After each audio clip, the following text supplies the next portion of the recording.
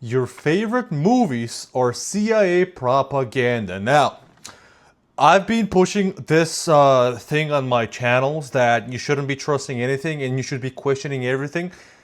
I've never thought of this. Movies as well. By the way, I started watching more movies when I was like 16, 17 in 2018, 2019. The movies before that, don't know them that much. I know The Shining. It's an old horror movie.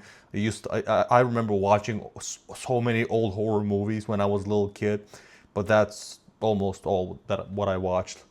There's a version of your favorite films and TV shows that you weren't allowed to see. Scripts Okay. were rewritten, scenes were cut, endings were changed, and characters were altered. They'd stamped top secret on the top and Man, the I'm bottom seeing this guy everywhere. and the sides in the margins What? of every single page. And I said, guys, this is not top secret.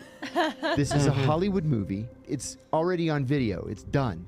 I'm talking children's animations with rewritten endings, comedy films you've never heard of with deleted scenes, superhero franchises built in secretive contracts, and a screenwriter who tried to tell the wrong story and was found dead with both hands missing. It's God not an damn, accident over a fucking that movie. every Hollywood movie about the CIA is pro-CIA.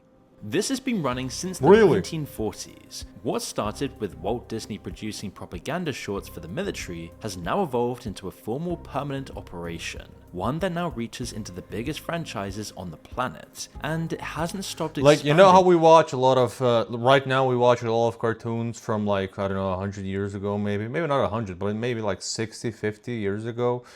Like how racist they are, how like a lot of them are like pushing some Nazi shit and all of this, right?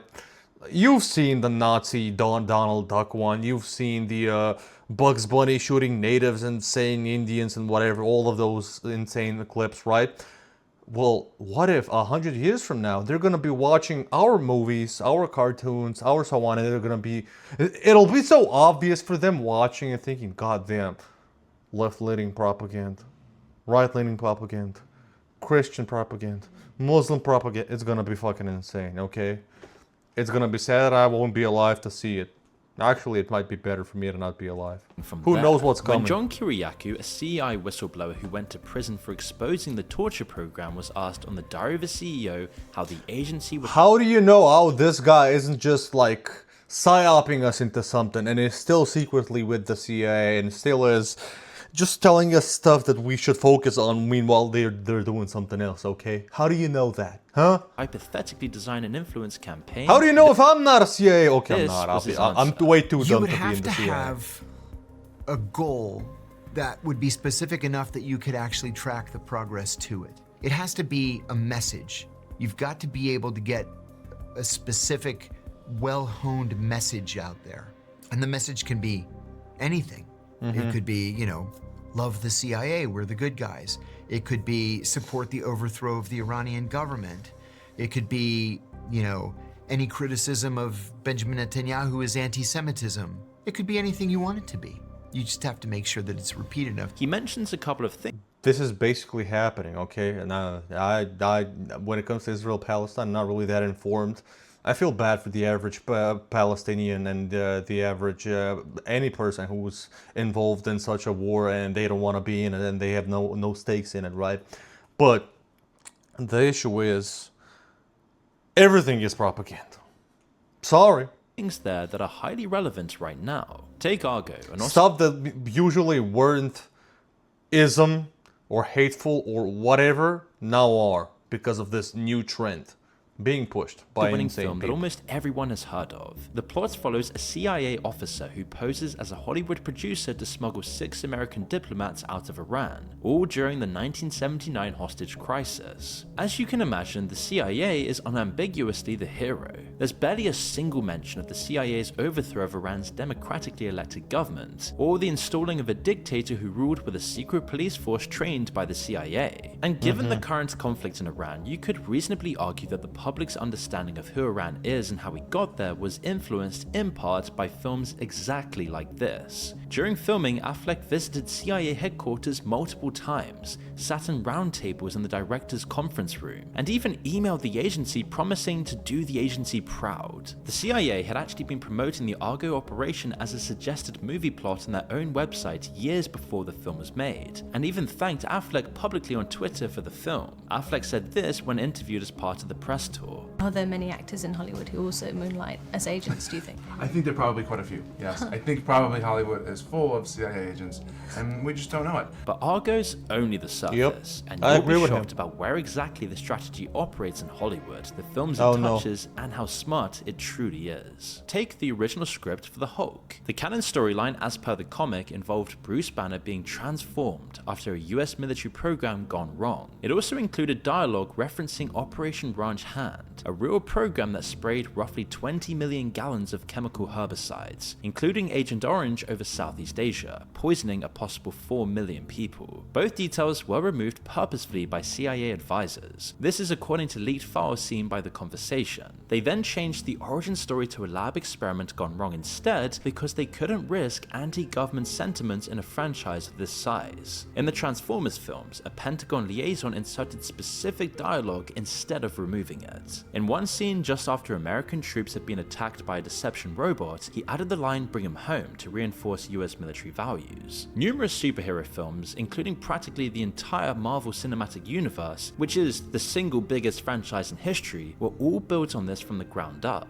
Captain Marvel was granted full Air Force support. The Air Force was advertising the film on social media before Marvel had even started marketing it. Captain Marvel and Black Panther were both used directly in recruitment campaigns. The result was a documented spike in female... Yeah, I've heard of this, like Marvel being somehow connected to like recruitment campaigns and somehow like motivating people into joining the military in some ways, which is, it's fucking insane because I have a friend, you guys know I love the US.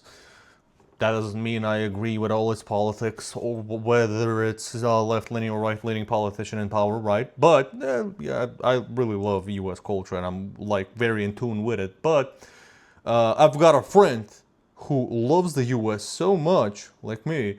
Bro wishes he was in the US military somehow. If he could, he would. Okay, if he could, he would. And he has watched every single Marvel movie, as far as I know. To the Air Force Maybe not the Academy. They latest literally called ones. it the Captain Marvel effect. On Iron Man, which was massively supported by the Pentagon with $1 billion worth of equipment, there were literally fights on set between the directors and the agency. A Pentagon liaison, Phil Straub, objected to a line in which a military character says, "People would kill themselves for the opportunities I have." The director John pushed back, and soon they were standing on the flight lines at Edwards Air Force Base with 200 crew watching. They eventually settled on they'd walk over hot coals, but even then, that didn't make the final cut. But a much weirder example is Meet the Parents, when Ben Stiller's character walks into Robert De Niro's workplace. In the original script, he finds CIA torture manuals. That was rewritten. Now he finds photos of De Niro meeting Bill Clinton. IMDb credits Chase Brandon as a technical advisor and Milt Bearden as consultant CIA on the film, which you can see here. These examples just cover what we know for certain from a leak of 60,000 pages of documents. Yeah, I was about to say, if this is what we know, how much is there that we don't know?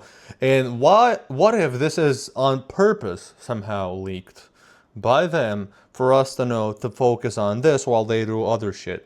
Am I being too much? I think I am. I apologize, but it's just because growing up in the Balkans, being so aware of being lied to and scammed and so much corruption, specifically talking about politicians here, okay? But even the average person, okay, maybe not the average person, most, something like that. I which don't care. confirmed the CIA If has people been get involved offended, in more than I'm Balkan as well, I don't 2,500 care. reductions in total. The Pentagon runs something called the Entertainment Media Office, a formal liaison operation that works directly with Hollywood studios. I They didn't support know this. studios financially, offer advice on sensitive topics, and lend them specialist equipment and prime filming locations. In exchange for permissions, the CIA get to read and approve the script before a single frame is shot. They also have complete veto power, and directors are obliged to follow their word. One Pentagon minder said on record, "If they don't do what I say, I take my toys and go away." I mean, it totally makes sense for them to work with the Pentagon when it comes to them using military, equipment for movies, and also for using certain locations. Being allowed by the government is pretty important. But that's probably not everything that's happening. There's probably a lot of, hey, try to push this messaging and not this messaging and all of this, A declassified CIA document released in 2019 all but confirms that, logging dozens of meetings between the CIA's Office of Public Affairs and executives from NBC, Time Warner, Viacom, Fox, Paramount, and CAA. The document covers just 2 years from 2014 to 2016. It includes lunches, development deals on campus filming approvals, and meetings to develop CIA-themed TV shows. The CIA has always claimed it merely answers requests on an as-needed basis. The document shows active outreach. The agency is going to the studios, not the other way around. But you have to stretch back much further to find out when this all began, because when one of George Orwell's most important works was adapted into a movie, the CIA had the final say over its closing moments. That film is Animal Farm, a classic anti-establishment story about rebelling against power. After Orwell died, the film's rights to Animal Farm were purchased by two men. I don't remember and seeing both this were movie. undercover CIA agents. This was in 1954, the height of the Cold War and the Red Scare, when the fear of communism was at its peak. This fucking The insane CIA evil funded guy. the entire animation. They hired British animators, deliberately avoiding American studios to create distance and because the agency distrusted Hollywood animators during the Red Scare, and they rewrote the ending. In Orwell's book, the animals look through the farmhouse window and can't tell the pigs from the humans. The line says, quote, "The creatures outside looked from pig to man, and from pig to man, and from pig to man again, but already it was impossible to say which was which." This is the Whoa. whole point. Revolution replaces one set of oppressors with another. Capitalism and communism are equally corrupt. The CIA couldn't have Well, that message. depends who you ask. Left-leaning people say communism is more corrupt. Right-leaning people say left-leaning people prefer communism. Right-leaning people prefer capitalism. I know. Me specifically, I don't think there's a perfect ism. But if you ask me, I think communism is much worse. Like I just think it's much worse, in my opinion. Maybe there's some positives compared to, I don't know, man. I'm not a political expert or a economic expert, but find some Russians. If you're from the U.S., you can find Russian people living in the Chicago, Detroit, that area, Cleveland, right? The Great Lakes area. There's a lot of Slavic people. I'm Slavic. There's a lot of Slavic people you'll find, and a lot of the Slavic world in the previous century was communist. Now they're not.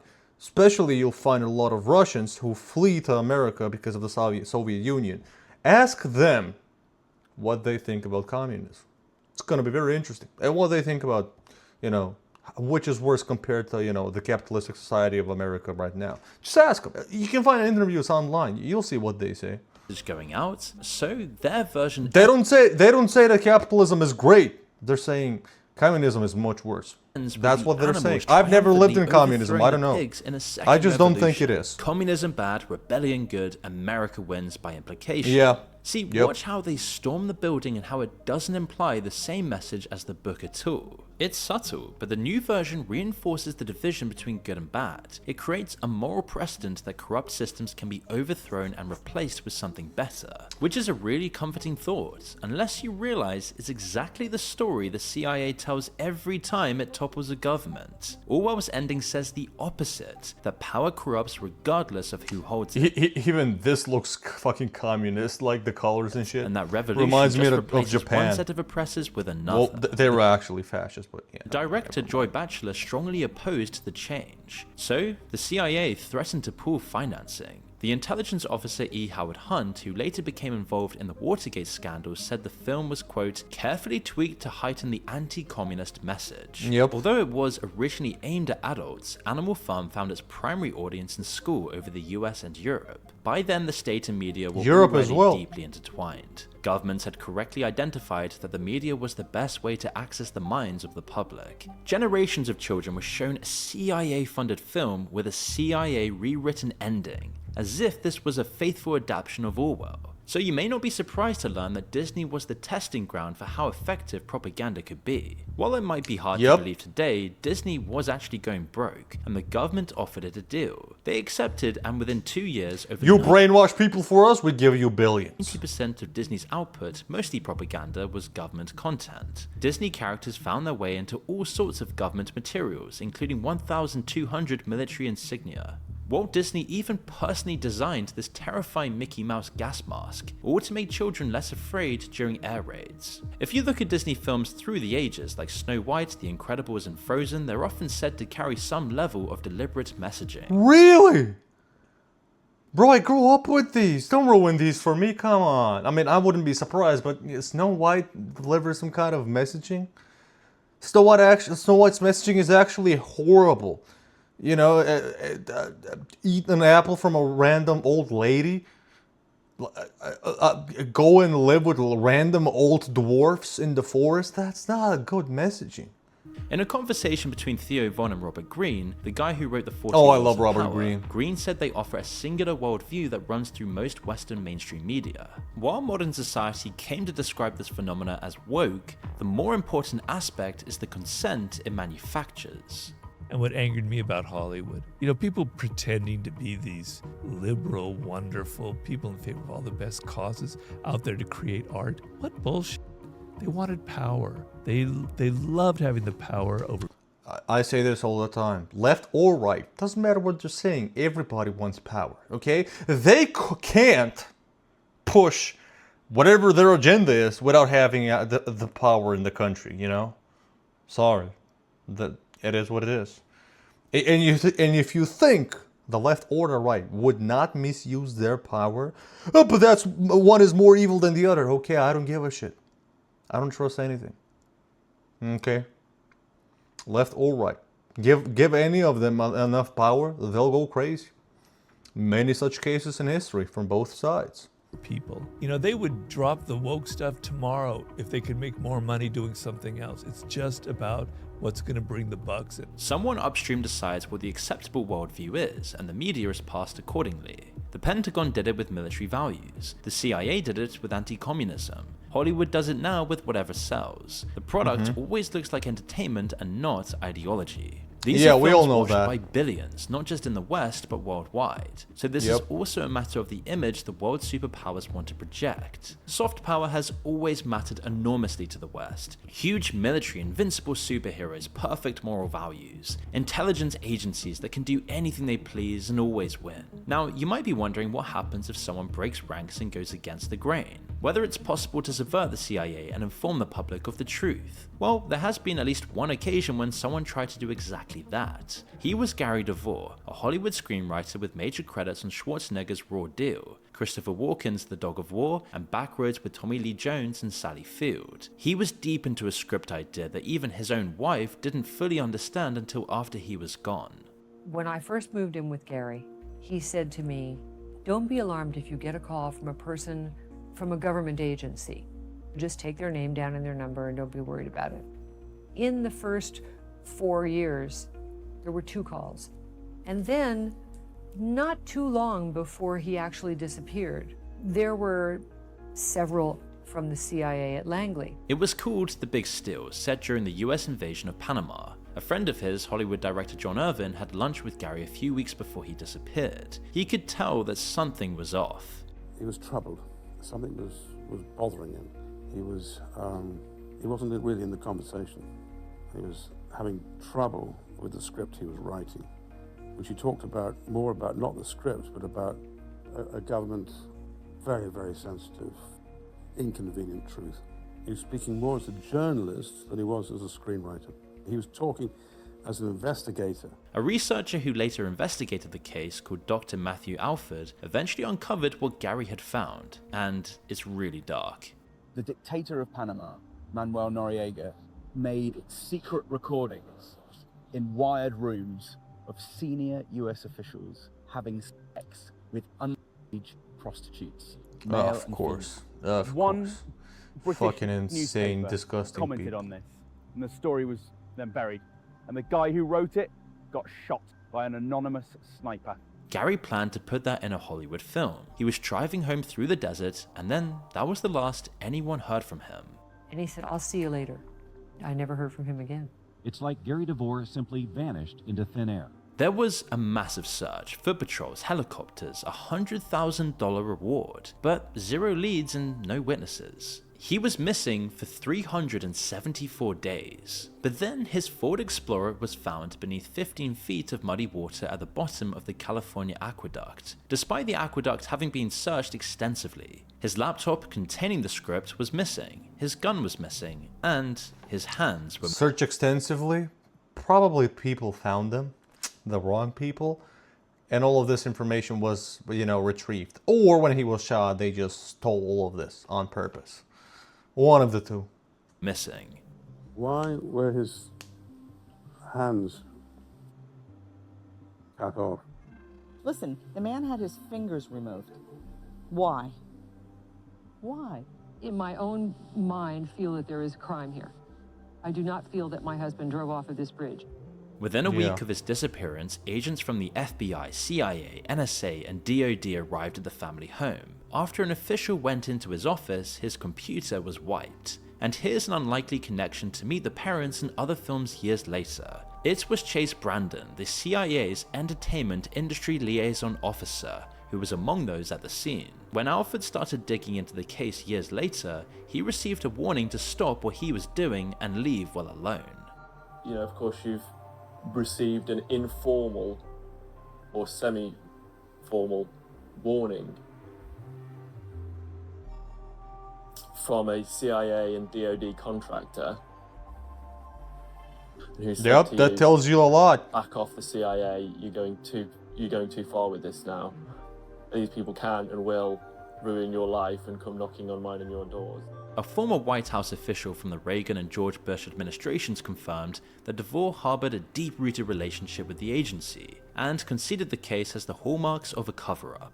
The CIA declined to comment on the entire situation, and the case officially remains open. So, Of course. This happens all the time with politicians today as well. Like, you don't know what to say, you look sus, just shut up. And as years pass, people will forget about it. Give anybody enough power, this is the shit that happens. How do you think you like somebody, a politician of sorts, I don't give a fuck who it is, how do you think they would be just in power? By them just doing good? That's it. If they just do good, people would vote for them. No. The division of what's considered moral or immoral is way too high these days when it comes to politics. Way too high. Like the division is way too big. So some politician might be doing a lot of good that the other party or the other side might be seeing as very bad. So there's just no way. I just don't think there's any way to keep in power without doing anything, a little bit more evil. Would the United States be a world superpower without getting involved in wars abroad, stopping others from advancing or stopping other evil shit that they're doing stuff that benefits them, or they should be, the U.S., right? And I get that. Whether you agree or disagree with that, that's the harsh reality. When you're a superpower, you gotta, the hard part is maintaining that position. Okay, China is also doing a lot of stuff and putting a lot of African countries in debt and building projects there, okay? And they know those African countries cannot repay them, so they put them in debt, or they use a lot of their harbors or whatever, right? Or a lot of their resources, and that's it. You can also call that evil. Russia being involved in some African countries in some wars and shit, yep. It is what it is. I'm not saying that I know everything. I'm just, just me trying to make sense of how you would maintain some power. With just doing good, I don't know about that one. I don't know about that one. All of the illegal migration for certain political parties to be in power, and so on and so on. That's the other side of the coin.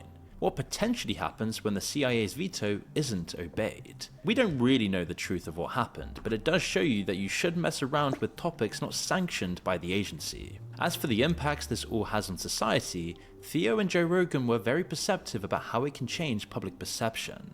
So in World War I, one of the problems that they had was people didn't want to be over there killing people. Yeah. And so people were shooting, but they weren't shooting at the actual enemy. And so then they realized, well, we've got to do something about that. And so after that, they started creating all these really patriotic war movies where the guys are heroes, they go over and they shoot all the bad guys, and then they're awesome. So then the next group of people that go to war are all going to be indoctrinated with these films. John Kiriakou thinks that nowhere has that indoctrination been more effective or more dangerous than in warming the population up to the idea of torture.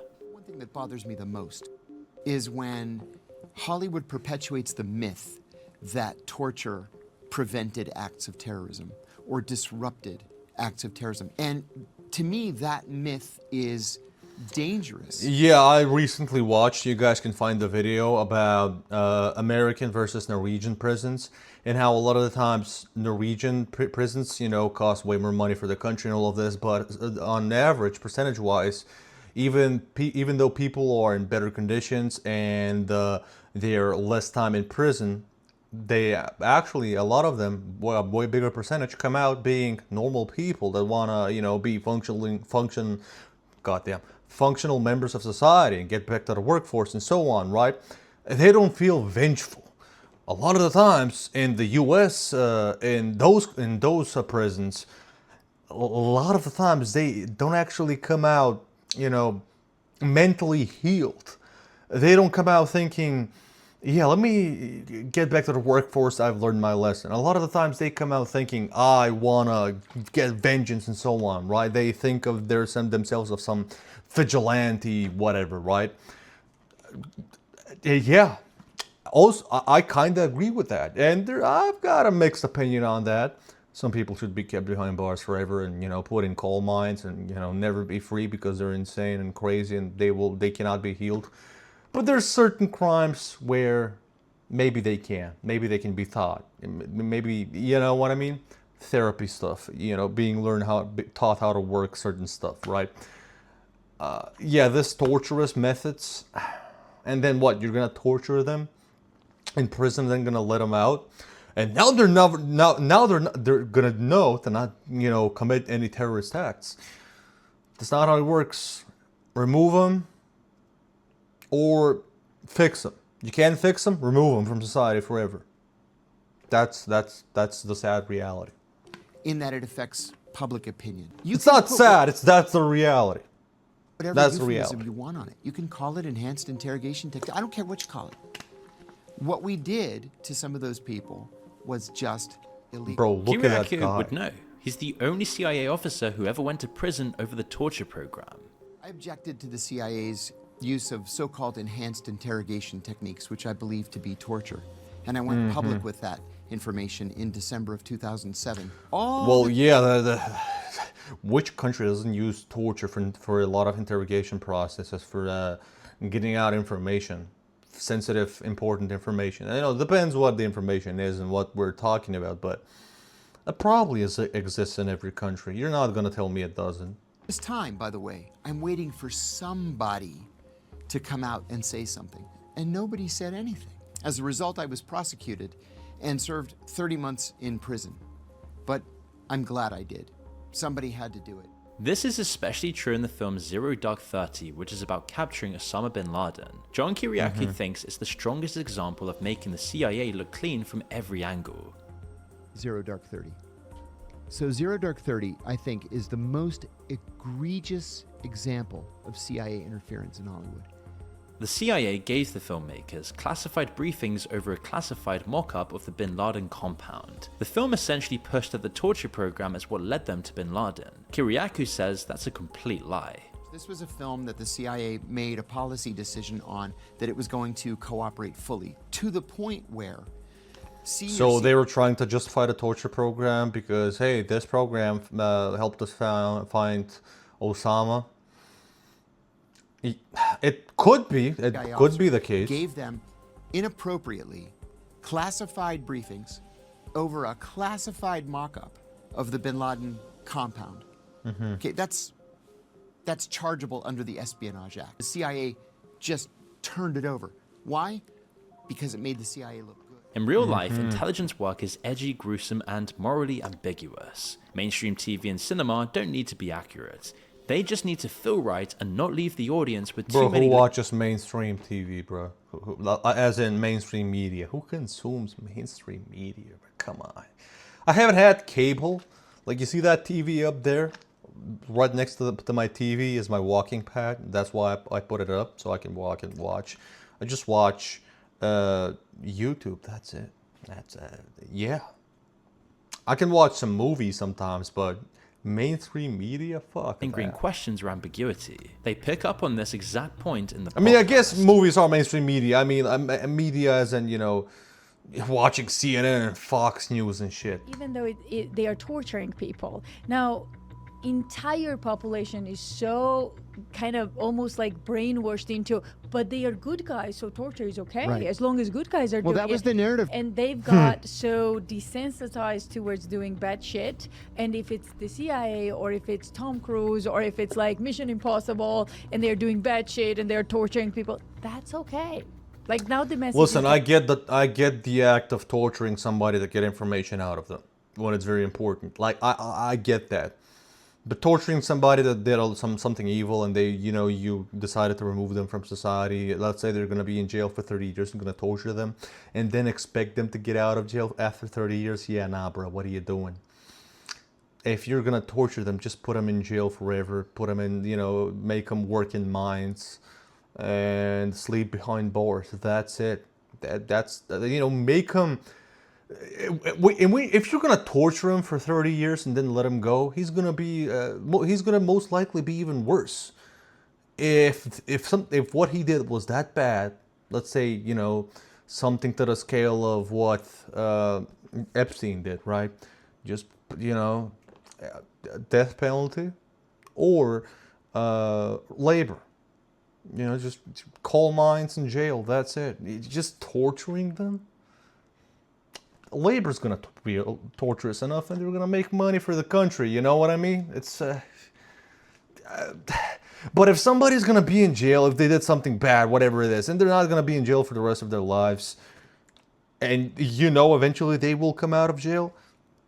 We should find ways to habilitate them. Habilitate, was that the right word? Try and help them out and become a functioning member of society. it's okay, you don't worry about it. So desensitization and controlling the narrative. But 30 years is a lot. That will fuck you up. But there are deeper layers than promoting and suppressing films. The For CIA, example, 5 years. That's better, I guess. 3 years. venture capital arm In-Q-Tel, Depends what it is. literally named after Q from James Bond, has been funding tech companies since 1999. Google bought an In-Q-Tel funded mapping startup called Keyhole that became Google Earth. In-Q-Tel I know and about Google Keyhole. then jointly invested in a company that builds predictive analytics by mining web data. Palantir was one of their earliest investments. The CIA We had know established about an entire Palantir. directorate of digital innovation specifically to engage Silicon Valley. So it's all linked together and practically operates in plain sight. Theo Von told Green a story about bumping into a construction worker at Century City Mall in LA. What's up? Wow. So I start talking to him, and he's like, dude, guess what we're building? I'm like, I don't know. I thought maybe it could have been like a Hardee's or something. He's like, we're building like a 20-story building, and 10 floors of it are the CIA, and the other 10 floors are a management company, Hollywood Management. Theo was mixing up the CIA and CAA, Creative Artists Agency, Hollywood's most powerful talent firm, but Green made it sound like the real thing was even worse. And you go to that building, and they call it like the Death Star. There are politicians who are being represented by CAA, athletes, tech bros, influencers. It's pretty frightening though when you go inside. It's almost like Scientology. Hollywood's version of Scientology. He's describing high-level ongoing talks at the intersection of the media, government, and big tech, all in a building lovingly called the Death Star. So you can now see how this whole influence campaign is far bigger than cutting lines in Marvel movies. It relies on cross-collaboration between multiple arms of state and private power, and the product hasn't stopped at the cinema. It's been actively following the audience, which means you, wherever you go, including online. Do you think the CIA have a strategy for podcasters and for podcasting? I think yes, now they do.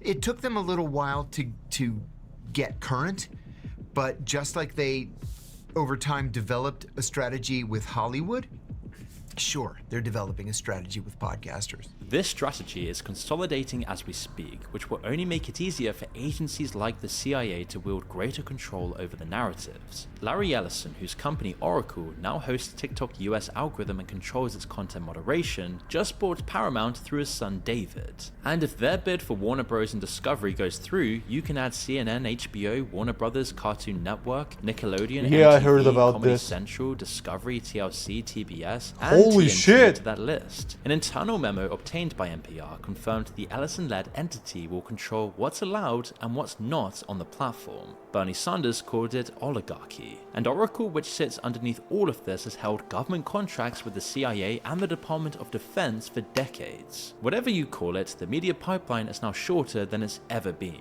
and in fewer hands. There's a Was Bernie Sanders left-leaning? He said oligarchy? You're telling me if he wasn't in power, he wouldn't be pushing left-leaning stuff? You're telling me there's not movies pushing that stuff? Come on, man. There's movies pushing what he's been talking about. Left-leaning, right-leaning, there's everything. What do you mean? Come on, man. Line from Donald Duck selling war bonds to Captain Marvel. Selling Air Force recruitment to Google Earth, tracking your location has never been broken. The methods have evolved: direct propaganda, covert funding, script consultations, structural incentives, venture capital, and digital surveillance. But the principle itself hasn't changed. Get the message right, make sure it's repeated enough, and eventually nobody questions this anymore. And if you've seen what happens when someone steps outside that system, a screenwriter at the bottom of a canal with no hands, if I was a big creator in the United States, saying all of this stuff, don't trust anything, all of this, most stuff is just a psyop, and this and that. Eventually, I'll go out, I don't know, to the gym at 3 a.m. at my local 24/7 gym, and I'm suddenly gonna disappear. I'm never gonna get that involved in politics. I care and watch, but I'm not that intelligent. I'm just way too wary and way too suspect of everything. You know, I just throw sus at everything. And that's about it. So I don't think that might happen to me. But if I actually got hardcore into politics, and I was an American, and I talked all that shit, yeah, I'd be dead. Probably in all of Europe as well. Probably.